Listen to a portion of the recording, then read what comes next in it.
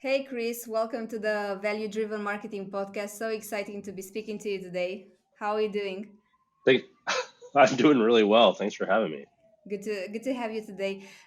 So Chris, before we dive into the juicy stuff of marketing and growth, there is this ritual that I'm trying to start with this podcast, and I want to get to know my guests a little bit better. And I do so by asking them what they wanted to be when they were children. So, do you still remember what was your dream job as a kid, as a child? I do. My father was an officer in the Navy, Oh. and my whole family had been naval officers or Navy adjacent, I should say. But so being going to the Naval Academy and being a naval officer was that's where I thought I was going for many, many years. So following on your family's steps or on your dad's steps. Exactly. But now I have a ponytail, and the officer thing didn't work out, but I'm, it all worked out fine. Super interesting. Nice. So today you run growth marketing firm, a RevOps agency. I'm curious to know at what point do clients decide to seek expert help, and also what sort of challenges do they come up with? So can we talk a bit about That's this? great. Yeah. So most often for us, we deal with established companies, and they're typically like the first sign is that they're looking to make a change in the way that they're doing things. Mm-hmm. So make a change is a broad statement that can mean a lot of things, but typically it's make more money. So that's the first thing, right? So make more money. What do you need to do? You need to market, Mm-hmm.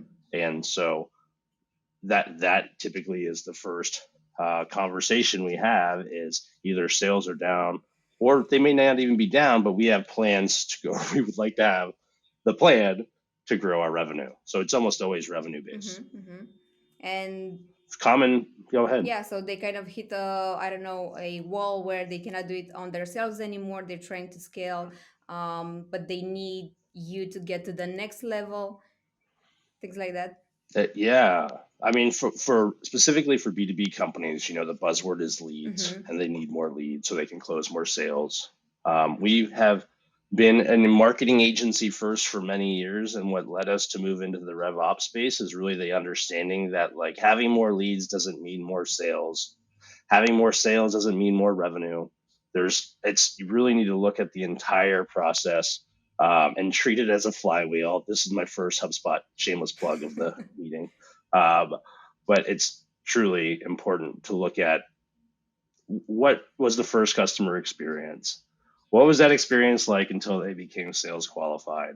What was that sales experience like? And then once you sell them something, what is that customer service experience like? And for that reason, we've migrated to the RevOps, the world rather than staying exclusively in marketing. Mm-hmm, mm-hmm. Yeah, I think it makes total sense because you can do great things in marketing. I don't know, your campaigns can be the most creative ones, but at the end of the day, if you're just attracting the wrong people, you're not able to close them, then it's all really for nothing. It's really wasted time and effort on everybody's end. So I really love the approach of looking at the entire process. So you cannot do good marketing, and I also agree with that. Good marketing in isolation, you need to be in sync with the rest of the organization. And with that comes my next question. How do you think the clients that you work with or that you interact with, what are some of the misconceptions that they have around growth? Could you try and isolate a few of those? Yeah, I mean, we're in a constant iteration at growth. How do we make the message more clear? How do we make the servicing process, the sales process, the marketing process have less friction? Hmm. It's like always top of mind. With that being said, it's really about education and providing additional resources, and it starts at the sales. It starts at sales. So it's very important that we're properly scoping and that we're asking questions, and those questions lead to more questions, and those questions lead to more questions. But the scoping part of the process for an agency or consulting firm is so important. It really sets the foundation. So scoping is important. The second really important way to help customers understand what they're doing is expectation setting. Mm-hmm. Mm-hmm. And so that really comes with experience. What is a landing page? And how is it being used in this case? And why is it that we're recommending that your landing page is very minimal rather than having 10,000 things on it? So each of these variables, there's so much logic and experience that goes into every step. It's very important to follow a process, give the client the tools that they need to understand, but also it's really important that as their paid professional, that when they're leaning against our recommendations, that we lean back into them Mm-hmm. and not take the easy way, which is like, yes, whatever you would like, we will do for you. Because when you do that, even though you know that it's not going to work, you've just broken your expectations and trust as a professional, Mm-hmm. and you've really set them up for failure. Even though in that moment it felt better to just say okay than to push back. Mm-hmm. Mm-hmm. Which is, I think it's the easy way out to say yes, but definitely important to push back, because at the end of the day, you're there to consult, not just to, be the nice guy in the room. And it's totally, you can push back and still be clear and kind, and those two things can coexist in the same universe at the same time. They might not like hearing it, and often a company like ours is working with not the CEO. Mm-hmm. We're working with like a marketing manager, maybe the VP of sales or marketing, or sales and marketing. Um, and their reaction isn't purely because you're pushing back. They're worried about what the relay of that message is like. And we can't cure toxic work culture. So if there's a bad intercompany system, yeah, it's going to throw some salt in the tank, or whatever that saying is. And it's just important to be consistently clear, consistently kind, and consistently accurate. And if you make a mistake, own up to it, pick up the ball, and keep running with it. Mm-hmm. Mm-hmm. That's a rugby analogy. Don't do that in all games. Okay. I'm not that much of a sports player, so. Okay, I'm exclusive to rugby. Everything else is over my head. Okay. Okay, so walk me a little bit. So let's say a B2B client comes to you, they sell a service or a product that's typically value added. You mentioned you need to look at the whole cycle, from who's buying to what's the experience. So what are kind of the steps that you walk them through, just to kind of get an understanding of how you help them cope with the challenges that they're facing, that they're experiencing. So the first thing is that our sales process, I keep saying that this really starts with sales, is to really treat the client and be an advisor to them. So that way they're actually choosing the right service for their problem, right? So that takes some diagnostic and some education. So lean on your agency should be producing content and tools that can help explain these things to the clients. You're not sending them to other company sites, or if you have to send them to HubSpot, send them to HubSpot. Um, that's really it's really the gist of it. And then for them to understand that one Lego piece isn't going to fix their entire system. And so we operate with like a land and expand mentality. Hmm. Okay, in the sales process, what are your pain points? Oh, our sales are low. Okay, that's a big pain point. We're going to need to dissect that a little bit further. Why are your sales low? Most often, they just simply aren't doing one or more things with any level of consistency. That's pretty common. So most companies, B2B, sales service product, operate similarly, even though they're in different industries and things. And so we're able to apply, logic and that kind of diagnostic portion of the sale to help with that individual problem and educate the customer to know that even though we may have fixed or improved this one piece, there's still many, many variables that need to be looked at. And so unfortunately, we explained quickly that there's no magic button, Hmm. and there's no pill you can take to cure this problem. We really need to build a relationship with you and take it one step at a time. Mm-hmm, mm-hmm. And I think managing expectations is super important. And typically what you would find is that people expect things to happen overnight. They're bringing an expert on board, an expert agency on board, so yeah, things will fly through the roof. And my question is, what do you think are some realistic expectations? So you hire an agency, you hire an expert. What should a company, a B2B company, expect in terms of, is are they going to see results from their new marketing strategy within 3 months, 6 months? And then also maybe we can talk a bit about which metrics they should be looking at to figure out, okay, we're on the right path. I love metrics. So first, if you're dealing like if a agency is dealing with a customer, and we're talking about improving something, there needs to be a system of measurement. Mm-hmm. So my favorite tools for the system of measurement is obviously HubSpot because it's Surprise. so fantastic.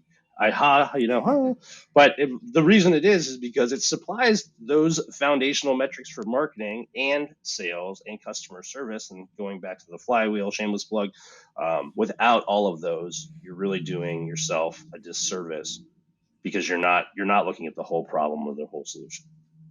So that's first and foremost is finding those benchmarks. As far as what can a customer expect, I think it's really important that though there's no clear answer for that. Mm-hmm. Every task, if it's hey, you're hiring us to fix a landing page, those changes should have an immediate effect. If the goal is, hey, we want, we're a $10 million a year business and we want to grow by 5 million. Obviously, you can't expect any systems change for a company that size to happen in 3 months. So you may need a few months to get some of the tools in place and then a few months to allow anything that you're doing new to actually be absorbed in the world with an amount of time and for feedback to come in. It's unfortunate that these things do take time, but if you were to shift gears and move directions every week or 2 weeks, there's so many things in the universe that can happen that could be impacting your results. Obvious things like kids getting out of school, right? Mm-hmm. Like if you're targeting an ad campaign that's targeting C-suite executives, and then you run it for the first 2 weeks of summer, your core demo are typically 37 to 55, and they have one or more kids, and so this is like they're gone. They've worked themselves up the ladder, so they're taking this time to chill, and then you're like, man, that campaign was terrible. It got no results. Mm-hmm. The copy was bad I or just whatever. Yeah, just extend the timeline 2.5 months and then let it run for a significant amount of time. So that way you have enough information that the marketing actually got to permeate your target audience. I would say timeline is probably the easiest tool that agencies can use to manage expectations properly. Um, if you try to do things on a tight line with a tight turnaround, you're going to make mistakes. There's a million funny memes and stuff about that. Fast, cheap, whatever. And you're doing yourself a disservice. Really, Mm-hmm. you got to give yourself time. I would suggest with any marketing shift that you give yourselves at least 30 days to plan it and do the work, build the landing pages, create the content, and then 90 days to let it ride. And you can make changes, daily or especially in the first couple of days to make sure you didn't miss keywords or mislabel something or a competitor doesn't just attack what you're doing and quadruple the price.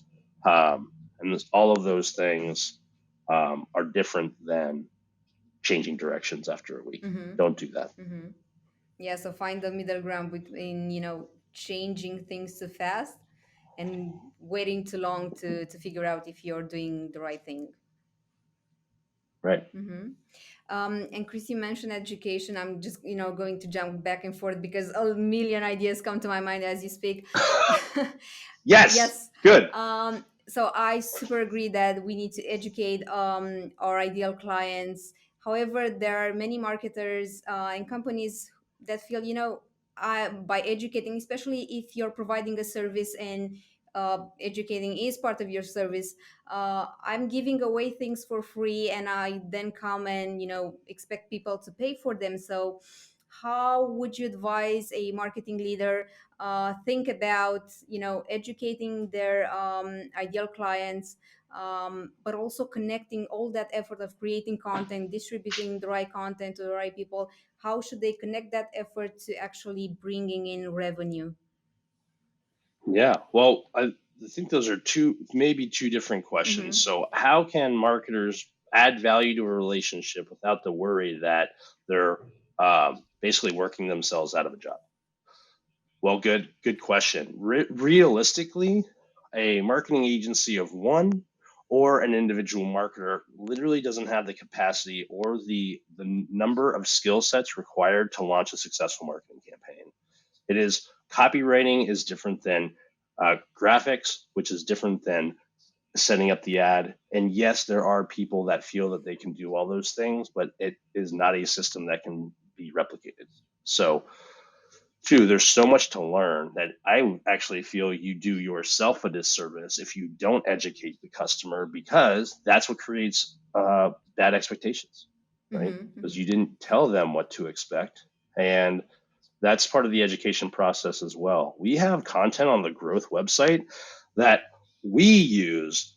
Like, for example, we have like a let's 9 landing page must do's, right? So we go back to that whenever we're designing landing pages for clients. Any client, or not even a client, it's not gated. Anyone in the universe can find that article and use it to make better landing pages. And if they do, I'll consider that a win. I don't need them to pay me. That is quite honestly like the give before the get. Mm-hmm. We try to put every resource we can into an article, and this week or next week, to make it even easier to digest, we're adding kind of like a an audio version of our blogs, Oh, so that way you can just set it in the background and listen to it and not have to like take the 3 to 5 minutes to read it all. oh, that's super I cool. love it. Love it. Wow. Well, it was a new innovation because I wanted to read one of our blogs, but I couldn't read while also doing something else. So that's where that innovation came from. We'll see if it works. I'll let you know when we launch it this week or next. Cool. Super curious to hear that. Okay, so It seems like a good idea though. it definitely With is, and you DVD. can see it on different blogs. Like Medium has started to add the audio bit, but unfortunately, it's something like, I don't know, something like a robot reads it, or so. It's not nice to listen to, to be honest. But I think it's a Well, we've got Cody doing it, and he's got a great voice. So okay. hopefully it works out. Maybe I'll record a couple. I don't know. We'll share. We'll pass the microphone around. That's nice. That's nice. So essentially, marketers shouldn't be concerned that by giving away their knowledge and by giving away, their secret recipe, they're not losing on anything, but rather they are helping build relationships, which can at some point help them, work with the clients that they're hoping to work with, right? I would say if a marketing company came to me and said that they had a secret recipe, I would have a red flag immediately. Mm-hmm. Most of what we do doesn't require, outside of HubSpot CMS coding, what the work that we do as marketers is more conceptual and isn't rocket science. And there's enough information out there where if anybody really did want to do any of the individual tasks, every platform will teach them to do it. It's the knowledge of how you connect these things and how you can manipulate the data and KPIs to make changes that makes a marketer valuable. That's a skill that requires a lot of time. Mm-hmm. And you can give tons of information away, but you can't give away the time. And that's what makes you valuable. The classic picture is, you give a very talented artist all the time they want to paint a horse, and then you're like, whoa, put that in a museum. And then you're like, okay, and do it in 5 minutes. And then it just looks like like one eye, maybe 2 feet in the wrong direction. Same type of thing. Chris, let's talk a little bit about strategy. So, what would you advise a marketing leader, a B2B marketing leader? How should they think about their marketing strategy, and how should they start, putting together a coherent marketing plan? What are the That's foundational steps they need to take? Those are great. Well, the first one is you want to know, the important ones are, who are you targeting? Why are you targeting them? And you want to, these are all very high level, right? What timeline are you looking at? And what's the money that you're putting behind it? So those are all like I actually have a one sheet that I have for building marketing strategies where it's just a bunch of boxes you fill out. But from a VP or director standpoint of view, it really helps guide the conversation.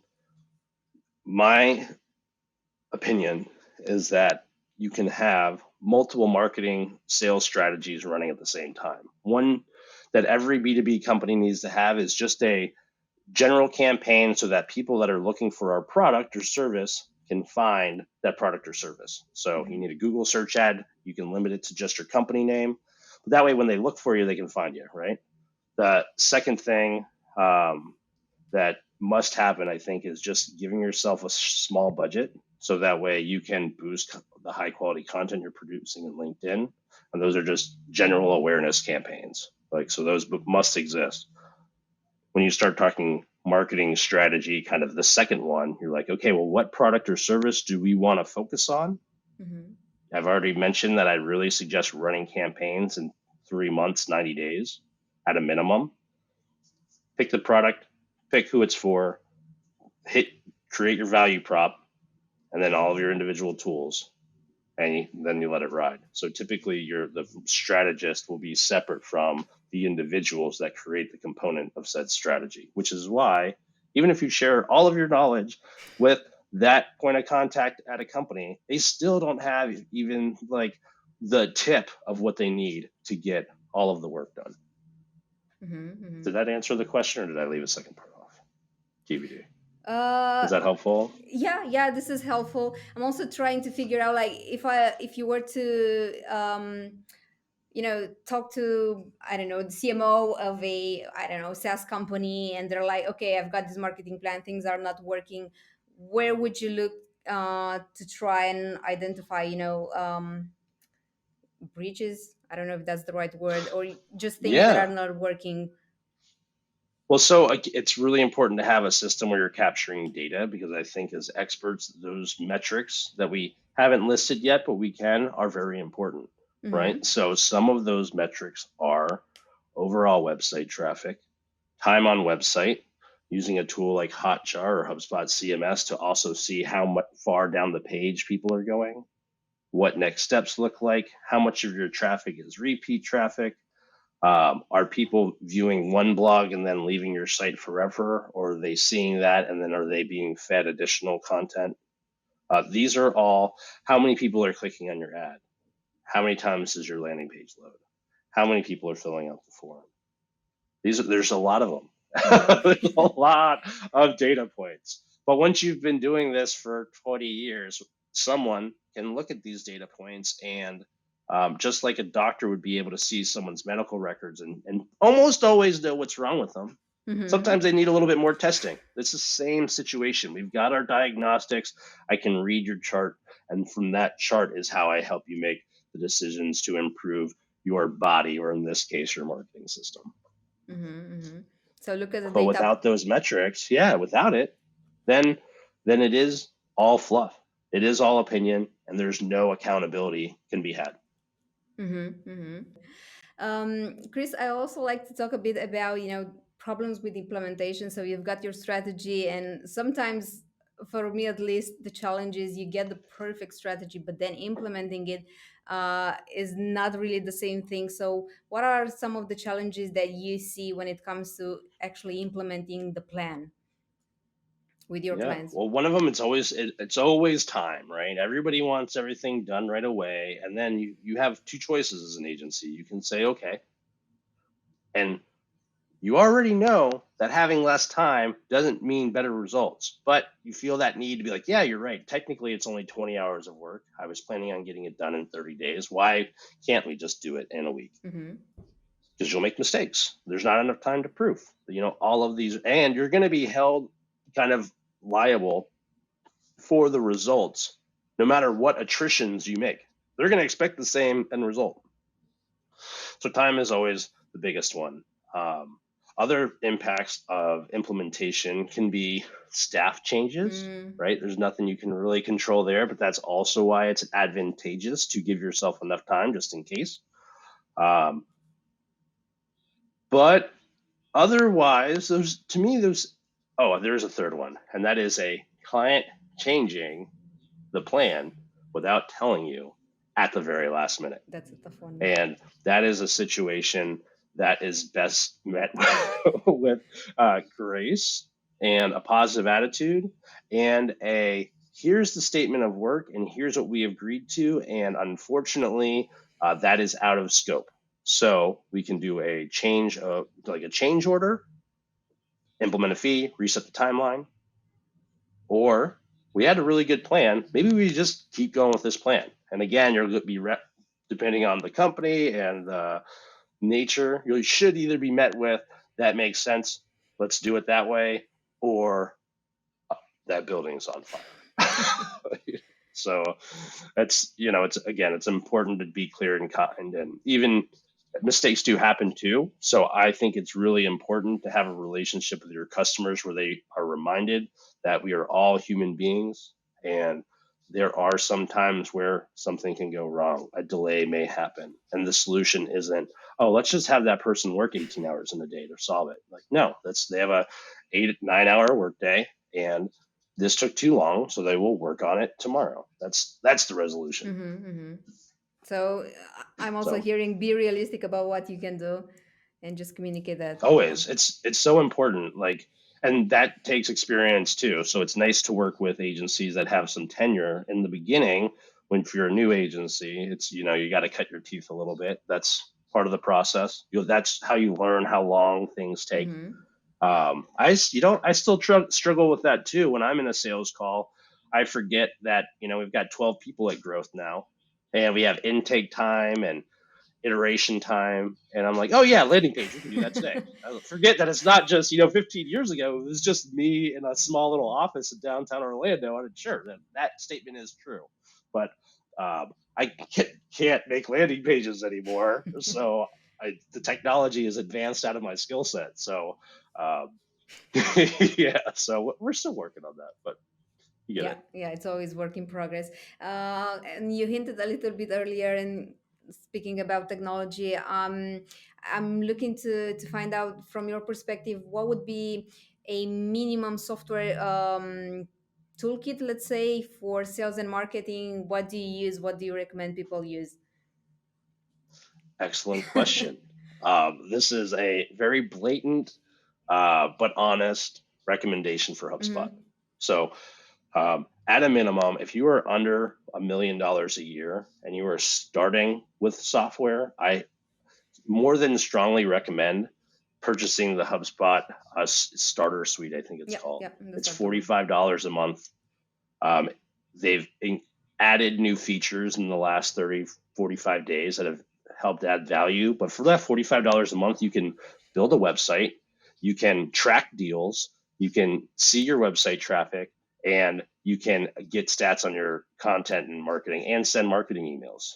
Like, that's crazy. And the system doesn't break.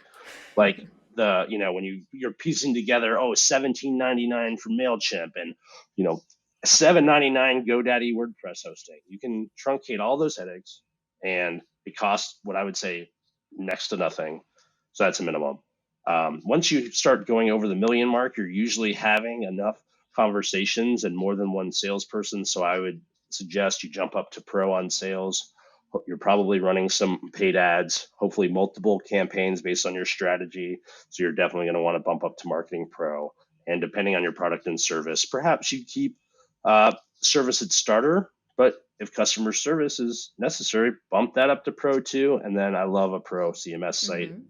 Once your organization expands past the 10 million a year, and if you have multiple businesses under the same kind of roof, that's when you're going to look at moving into enterprise software. We've got content for all three.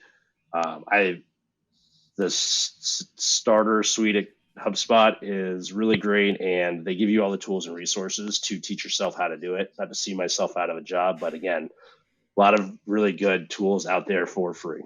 You gotta have it. Mm-hmm, mm-hmm. So there's no need to go out and find a tool for each little piece of your marketing and sales. So one tool for email, one tool for website, another tool for, I don't know, managing ads or social media. So To me, logging in and learning all these different tools takes time. and time is like our enemy, Mm-hmm. right? Like we want to do things faster. So why would we not take advantage of a software platform that's invested so heavily that it's receiving global recognition for the fastest growing, most used, highest customer service CRM platform that does all those tools? I don't know. Sounds like a no-brainer. Sometimes I'll be in a meeting and I'll be like, I don't even know how to respond to you because the logic doesn't compute. But they've done a terrific job, and that's their whole message, right? To help companies grow better. Mm-hmm. An all on one platform. Yeah, yeah, and I think there's a lot of value of having, especially all your data in one place and everyone in the company looking at the same things. So sales and marketing looking at the same things, seeing the same insights, knowing how a potential client interacted, not having to, look into different software and saying, oh, this person, they requested a demo 5 days ago. Oh, why didn't someone reach out to them already? So there's a lot of value, definitely, of having an integrated platform such as HubSpot, for sure. They, there's times where it doesn't work, and in those instances, we look at other solutions. But that's the exception to the rule. And I think if you're looking to grow, and that's really the key, if you're looking to ramp up what you're doing, you need the right tools to support that. You cannot work with, what's the word in English when you make up things, when you're improvising? So, yeah. Yeah, what is that word? I don't know. It sounds stressful, but I know that's not the word, but it's super true. If you're a company that has big ambitions, another great reason you can just start with HubSpot is you can transfer your data out of it if later on down the road you need something that's a little bit more specific, but at least, which is not the case for all CRMs and software. So that's a big pro. If you don't know what to use, default to HubSpot, use it for a little bit, build some good business practices, and you're allowed to leave that platform without being punished Mm-hmm. like other CRMs do. Yeah, yeah. So you're not being locked in. Um, Oh, I can't export all of my notes? That seems like a weird thing you could change if you wanted to. Nah, I drive, we're talking to you. Cool. Chris, I know I'm going back and forth. We talked about strategy, and I know tactics are very contextual. Like some tactics are going to work for some companies, some are not.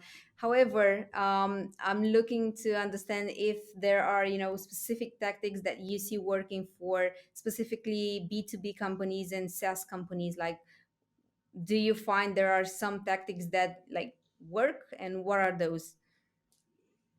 Yeah, 100%. Every one of them need to have a baseline general awareness campaign Mm-hmm. going, and that's the Google search, Bing search, and then make sure that you're um, focusing on LinkedIn and boosting that content. All of those have targeting options. You can limit it. The primary goal is you are first of mind when somebody's looking for that product or service that you're offering.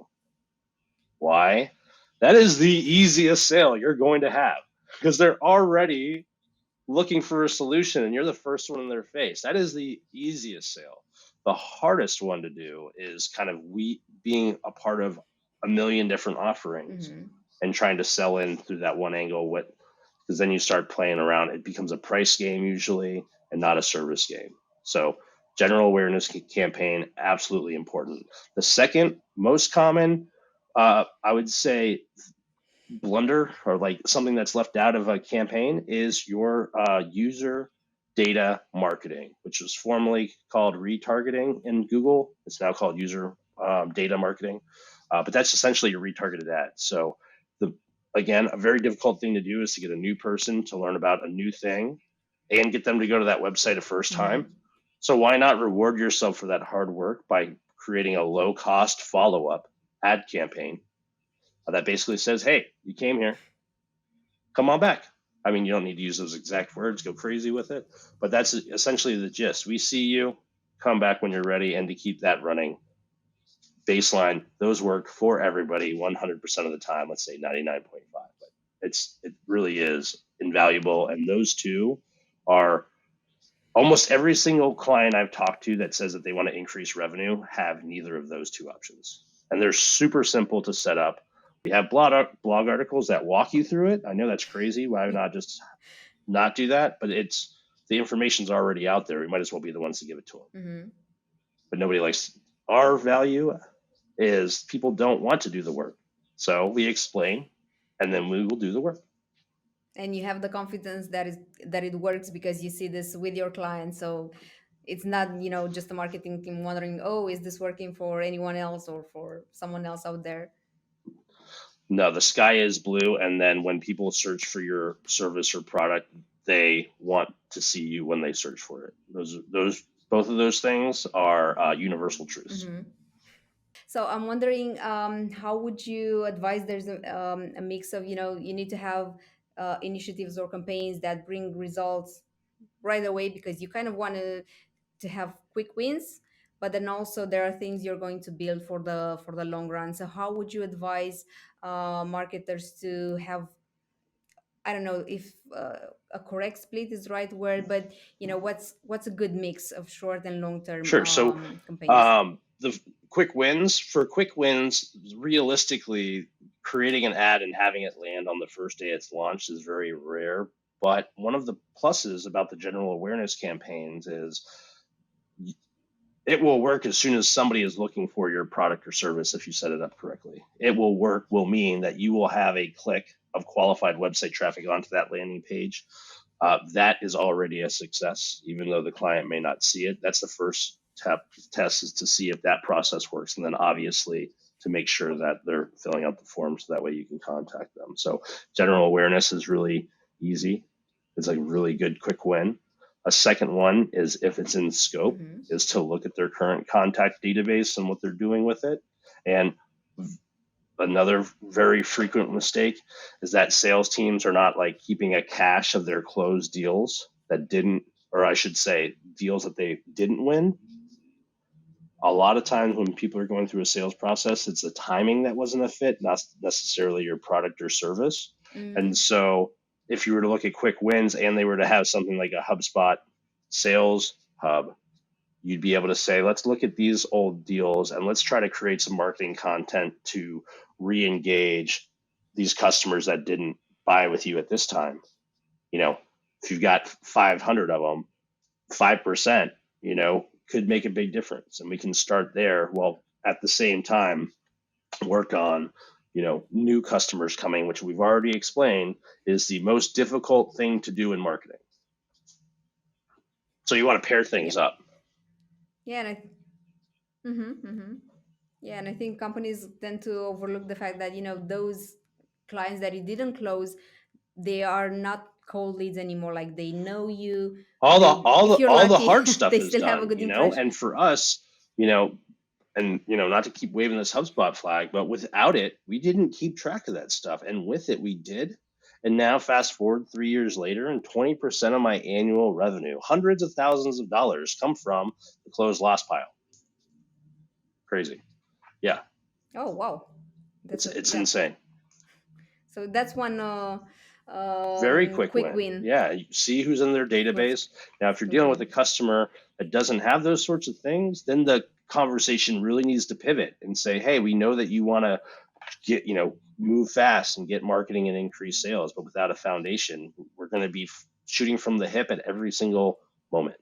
So, as your Mm-hmm. advisors, we're going to recommend that we build your platform first, and then we'll also have the advantage of learning more about your company, and then we can launch the campaign faster. But without this, net to capture all the data, we're just going to be talking about opinions from here on out, Mm-hmm. which is your option. You can choose to Mm-hmm. ignore the foundation, and just remember that everything we'll be saying from here I will not be the doctor that's working off of your medical record. I'll be the kind of the a doctor you might go and see that doesn't even have a license. Which is bad. And have you dealt with companies that they didn't have their data infrastructure in place, so you kind of had to look into different places? How do you approach things there? Like you don't have HubSpot, let's say, where you can have a look and get a clear image. How do you go Well, about that I always situation? say that the best relationships are not made when everything's all hunky dory or like great and happy and smiley all the time. The Mm. best relationships come through conflict resolution. So the first thing is like explaining this like really big situation to them and building that relationship, because they're not going to want to hear that because it's expensive and it takes time, but with it's 100% necessary. So that's where you got to be clear and kind, and you have to have already taken the time to make very deliberate content that explains why moving forward without a system like this is a terrible idea, right? And other things that you come up with. So this is why agency tenure is important. The longer you're around, the more you can work around these problems, and then you just have to be honest. And without the tools to build all these things, you're just going to be the money that you would spend on software, you're going to end up spending on time for the agency to do the work anyway. So if you're looking at this as a 3 month only thing, sure, doing it your way, the customer's way, it seems great. But if you look at it from the lifetime of a company, the agency wins because that foundation is without dispute necessary to make better decisions. Mm-hmm. Absolutely. And I do have one final question. I know we could probably have an entire episode discussing just about this, but I really think that you can work in a efficient or less efficient way with an agency. Like when you're hiring an agency, you there are good things and bad things you can do, and depending on how that relationship goes, you can get the most out of that relationship or not. So the question is, for B2B companies looking to hire a RevOps agencies, what should they know or what should they pay attention to really, get the most value out of that Fantastic question. collaboration? So the best thing that you can do to get the most out of your relationship with your agency or consultant is to approach everything with a growth mindset, meaning the data is there to support this. Your product is going to get better. Your product, your service, your sales process, your marketing process is going to get better over time through iteration rather than trying to hone in on some perfect piece. So Mm, very often companies that we work with in our first few months get caught up in these mind-blowingly strange details about a blog, and it's like, please remember that in order for this blog system to like have an impact on your multi-million dollar business, we need to make 150 of these. So maybe the picture doesn't need to get bounced through 72 people's emails to get changed. Maybe we just let it ride. And then we now know for the next blog to not use something that maybe there's a laptop and you're like, oh, we only use tablets. Just use the laptop photo, and then in the next one we'll do our best from here on forward. You know what I mean? It just seems like an obscure detail that isn't mm-hmm, relevant mm-hmm. to the success. But for some people with a fixed mindset, it is an impossible task to ask them to see beyond that laptop. And that is Mm-hmm. a fixed mindset will crash your system every time. And a growth mindset, you'll be able to look back, laugh at the lessons that you've learned, and celebrate the progress you've made without putting all this very unnecessary stress of perfection on anyone's shoulders. And trust your agency. If you don't trust them, definitely don't hire them. Trust them. Like, God, just trust them. And let them do their job. Like trust them and just let them do whatever Exactly. you hired them to do. Exactly. Yeah, I love the idea of the growth mindset, and I also have a mantra for this because I'm a perfectionist, and my mantra is good enough for now. It doesn't have to be perfect. It's just good enough for That's now. Yeah. right. Okay. Keep Yeah, publish public, and and then when it move comes to to the blog next thing. content, revisit that stuff later for sure. You actually get bonus points, I call them, from Google's trust ranking when you go and do that, because Hmm. information changes over time. So just like build that into your process. Yeah. But Love this. Great advice. Really great advice. And again, I think there's such a long conversation, but I think, if you decide to hire an expert, let them do their job, trust them, and as you said, focus on the long term, and don't get obsessed with every little detail. That's probably not going to be even that big and important That's right. in That's the what big the picture. why our company is called Growth, is to represent that growth mindset. And that's why we have, as a company, have grown so much, as we are our own best example of how it works. But you have to build in time for iteration. You have to build in the grace to know that Hmm. for things to improve through iteration, things will be less than perfect. So that's a good acceptance. And again, it takes all that completely wasted stress off of your shoulders, because perfection doesn't exist. So why bother? Yeah, Such a California way to look at it, exactly. though, I'm sure. Fantastic. I don't know, but I love sharing my story and what I know, so I'm easy to find. And if you're looking, just connect. I'm a real human and I'm happy to respond. Great. Thank you, Chris, for being here. And yeah, lovely speaking to you today. You as well. I'm really excited. Have me back anytime. I'd love to.